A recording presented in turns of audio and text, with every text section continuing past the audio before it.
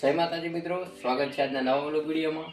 તો આપણને ભરતભાઈ બાગાયતી ખેતી વિશે માહિતી આપશે, તો વિડીયો બને એટલો પૂરો જોજો। જય માતાજી। બેગ ફ્રી એટલે બાળકો એ દિવસે ફક્ત ભણવાની સાથે સાથે વિવિધ પ્રવૃત્તિઓ શીખે એવો જે અભિગમ છે સરકારશ્રીનો, એના હેતુસર તમે બધા આવ્યા છો। તો અમે જે અમારી આ બાગાયતી ખેતી છે એના વિશે તમને થોડી માહિતી આપીશું। અમારે અહીં છે ને આ દાડમની ખેતી છે। શાની ખેતી છે?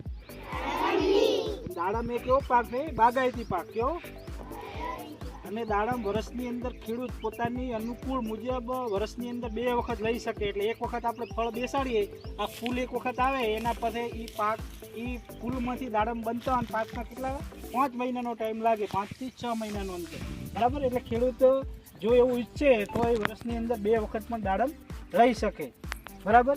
દાડમ આપણે વાવીએ એના પછી 2 વર્ષ પછી એના પરથી આપણે પાક લઈ શકીએ, અને દાડમનો રોપો છે એનાથી વધુમાં વધુ આપણે 15 થી 16 પાક લઈ શકીએ, સારામાં સારા પાક। આમ તો શું 20 વર્ષ સુધી પણ આપણે એનું ફળ લેતા હોઈએ, પણ ઉંમર મોટી થાય છોડની એટલે થોડા ઘણો પેલો ડેમેજ થતું હોય, નુકસાન થતું હોય કે રોપા જતા રહેતા હોય, પણ સારામાં સારા આપણે 15 થી 16 પાક દાડમના લઈ શકતા હોઈએ છીએ। અને આપણે બધા ખેડૂતના દીકરાઓ છીએ, વિદ્યાર્થીઓ છીએ, બરાબર। એટલે આપણો વ્યવસાય શું છે? ખેતી। તમારા મા બાપ બધા ખેતી જ કરે છે ને, બરાબર।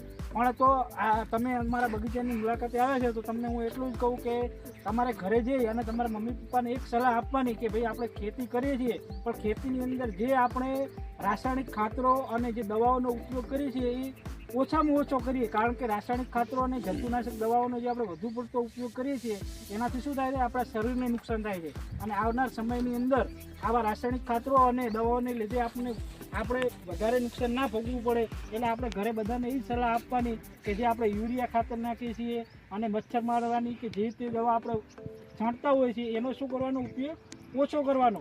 એના કરતાં જે સેન્દ્રિય ખાતર આવે છે, આપણે ત્યાં જોયું આગળ એ ખાતર પડેલું હોય, સેન્દ્રિય ખાતર છે, જૈવિક ખાતર છે, બરાબર। જે પ્રાકૃતિક ખેતી છે એના તરફ આપણે વધારે ધ્યાન આપવાનું, અને ગાય આધારિત જે ખેતી જાય છે એ ખેતીની અંદર પણ વધારે ધ્યાન આપવાનું। તો આપણે શું એક સલાહ લઈને અહીંથી જવાનું કે આપણે રાસાયણિક ખાતરોનો ઓછો ઉપયોગ કરવાનો। શું કરવાનો? રાસાયણિક ખાતરનો શું કરવાનો? ઓછો ઉપયોગ કરવાનો, અને જે સેન્દ્રિય ખાતર, જૈવિક ખાતર અને ગાય આધારિત જે ખેતી થાય છે, પ્રાકૃતિક ખેતી, એનો આપણે ઉપયોગ કરો। એ ખેતીનો આપણે ઉપયોગ કરીશું તો શું આપણું સ્વાસ્થ્ય પણ જળવાશે, અને જે આપણે બીમારીઓ થાય છે એ બીમારીઓ પણ ઓછી થશે। હવે હું તમને આગળ બતાવીશ કે દાડમની ખેતી કેવી રીતે થાય છે, બરાબર। દાડમનો રોપો છે, બરાબર। આ દાડમનો રોપો છે, એમાં આપણે આ 3 બટન નાખેલા છે, અહીંયાથી પાણી ટપકથી આવે, અને આની અંદર દર 3 થી 4થા દિવસે આપણે 2-3 કલાક પાણી મૂકીએ તો આ ટપક દ્વારા ત્યાં પાણી બધું છોડને મળતું હોય, અને ટપકથી આપણે ખેતી કરીએ તો આપણે શું મોટો ફાયદો થાય કે આપણો પાણીનો પણ બગાડ ઓછો થાય, અને આપણો સમય પણ બચે। આપણે પેલા પાવડાથી ચેરા વાળીએ એની અંદર ઊભું રહેવું પડે, પાણીનો વધારે બગાડ થાય, જમીનને નુકસાન થાય। એટલે હંમેશા ખેતીમાં ટપક સિંચાઈ કરવી એ સૌથી મહત્વનું છે। એટલે દાડમને આપણે પાણી કેવી રીતે આપીએ? ટપકથી, બરાબર।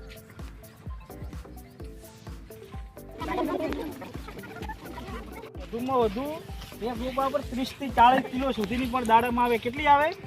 30 થી 40 કિલો દાડમ આવે। આ દાડમ છે હજુ આને 2 મહિના થયા છે, હજુ આને 3 મહિના ઉપર રાખીશું તો આની સાઈઝ 300 ગ્રામ, 200 ગ્રામ, 250 ગ્રામ સુધીની બનશે। અને જ્યારે દાડમ પાકશે ત્યારે અત્યારે લીલા કલર, અને પાકશે ત્યારે કેવો કલર થશે? લાલ કલર। દાડમ ખાવાથી બહુ ફાયદા થાય છે। તમને એ ફાયદા વિશે કહું તો શું આપણી ચામડી એક તો ચમકતી થાય, દાડમ દરરોજ આપણે ખાઈએ તો, બરાબર। અને આપણું લોહીનું પ્રમાણ પણ બહુ વધે। એટલે બીમાર માણસો એને ડૉક્ટર કહે કે દાડમ ખવડાવે, એટલે દાડમના ફાયદા પણ ખૂબ છે ખાવાના, બરાબર। વધુમાં વધુ એક રોપા પર 30 થી 40 કિલો સુધીની પણ દાડમ આવે। કેટલી આવે? 30 થી 40 કિલો દાડમ આવે। આ દાડમ છે હજુ આને 2 મહિના થયા છે, હજુ આને 3 મહિના ઉપર રાખીશું તો આની સાઈઝ 300 ગ્રામ, 200 ગ્રામ, 250 ગ્રામ સુધીની બનશે। અને જ્યારે દાડમ પાકશે ત્યારે અત્યારે લીલા કલર, અને પાકશે ત્યારે કેવો કલર થશે? લાલ કલર। દાડમ ખાવાથી બહુ ફાયદા થાય છે। તમને એ ફાયદા વિશે કહું તો શું આપણી ચામડી એક તો ચમકતી થાય, દાડમ દરરોજ આપણે ખાઈએ તો, બરાબર। અને આપણું લોહીનું પ્રમાણ પણ બહુ વધે। એટલે બીમાર માણસો એને ડૉક્ટર કહે કે દાડમ ખવડાવે, એટલે દાડમના ફાયદા પણ ખૂબ છે ખાવાના, બરાબર। આપણે પાક જો હવે આપણે એક આ સ્ટ્રક્ચર ઊભે કરેલું છે, પાઇપ ઊભી કરેલી છે, એના ઉપર આ વાયર નાખેલા છે. હું આગળ જો એ બધી જગ્યાએ વાયર નાખેલા છે. એ વાયર એટલા માટે નાખ્યા છે કે જ્યારે આપણે તડકો પડતો હોય ને ઉપર ફળ આવેલા હોય તો એ ફળની ગરમી ના લાગે એના માટે કરીને આપણે આ સ્ટ્રક્ચર બનાવેલું છે. એના ઉપર આપણે એક કપડું નાખી દઈએ સફેદ, અને એના લીધે સૂર્યપ્રકાશથી ફળને બચાવવા માટે કરી અને આપણે એક આ સ્ટ્રક્ચર બનાવેલું છે. એના લીધે શું થાય કે આપણો જે ફળ હોય, ફળની અંદર કોઈ રોગ ના આવે, સૂર્યનો સીધો તડકો ના લાગે અને એની સાઇઝ વધે, કલર આવે, એના માટે કરીને આપણે બધા ફાર્મ ઉપર આ એવું સ્ટ્રક્ચર ઊભું કરેલું છે. કે દાડમ કેવી રીતે બેસે, બરાબર.